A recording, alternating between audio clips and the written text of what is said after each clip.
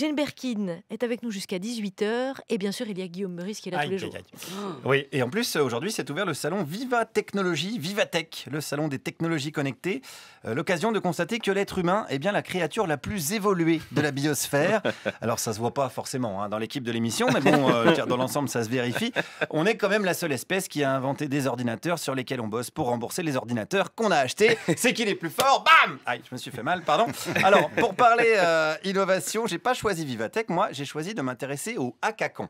Alors, le hackathon, ça peut paraître comme son nom l'indique, et souvent, je vais vous dire, ça l'est, mais ce sont des vrais développeurs, des ingénieurs, des start-upers qui mettent leur énergie et leur envie au service de leurs rêves et qui vont au bout de leurs idées. Alors, je vous ai fait une petite sélection des innovations. On commence avec Miettissimo. Le Miettissimo, c'est un rajoute-miettes. En fait, on a pensé à toutes ces personnes qui sont seules aujourd'hui, qui ont du mal à se rajouter des miettes. Donc on a développé un produit, toute une gamme d'outils et de produits d'ailleurs, qui permettent aux gens seuls de vivre un vrai repas. Un repas en famille, un repas à deux, un repas à plusieurs. Tout ça dans la convivialité. On s'est aperçu que plus on a de miettes chez soi, plus on est heureux. C'est une vraie étude. C'est une étude américaine. Voilà, donc c'est validé. Alors, on sait que pour rendre une étude sérieuse, on dit selon une étude américaine. Inversement, si vous dites selon Christophe Barbier, vous êtes à peu près certain de dire une connerie. Donc le rajoute-miettes, ils l'ont créé, ils l'ont développé, ça marche. Il y a des maquettes, des prototypes. Et tout ça, c'est fait pour apporter bien sûr du bonheur aux gens. Et en leur apportant du bonheur, on leur apporte aussi la satisfaction d'avoir eu un bon repas. Un bon repas aussi à la française, puisqu'on leur propose d'avoir des miettes de pain, des miettes de pain au chocolat ou de chocolatine, attention. Attention, hop, hop, hop, n'allons pas créer un incident diplomatique entre d'un côté nos auditeurs du sud-ouest de la France et de l'autre nos auditeurs civilisés.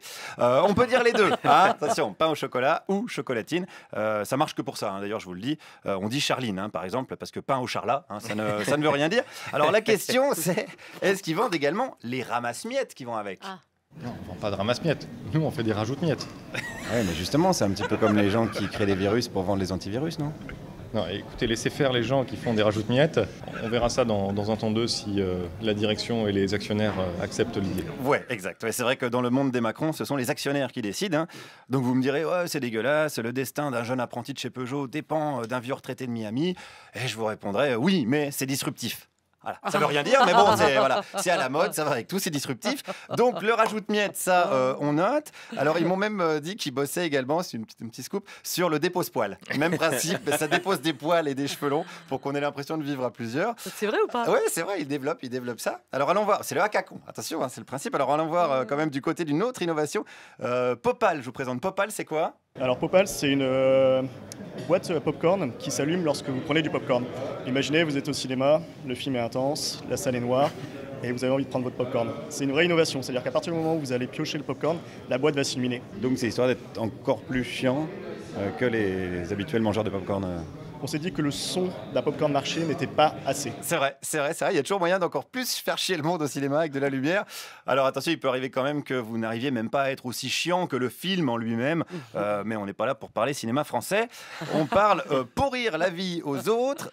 Mais des jeunes de la French Tech ont même trouvé un moyen de se pourrir la vie tout seul. Alors on travaille sur une application de dégradation de santé qui s'appelle Ilat Easy et qui fonctionne avec 2 objets connectés, un collier connecté et une Moon Cup connectée.